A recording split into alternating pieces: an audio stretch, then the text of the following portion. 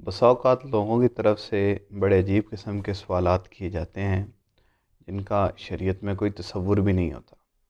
मतलब बाद लोग ये सवाल करते हैं कि आया 3 महीने तक निकाह के बाद रुख़्सती ना की जाए तो शरन निकाह ख़त्म हो जाता है। ऐसे ही बसा औक़ात ये भी लोग सवालात करते हैं कि अगर मियाँ बीवी आपस में एक दूसरे से 4 महीने तक जुदा रहें तो क्या उनका भी आपस में निकाह ख़त्म हो जाता है। तो इस तरह के सवालात उमूमन लोग करते रहते हैं। असल में जब निकाह हो जाता है तो उसके बाद अगर शोहर कोई अल्फाज तलाक या कोई फ़स्ख़ निकाह में से कोई सबब ना पाया जाए तो उस सूरत में शरन वो उसकी बीवी रहती है, उसकी मनकूहा रहती है, उसके निकाह से या उसकी ज़ौजियत से ख़ारिज नहीं होती।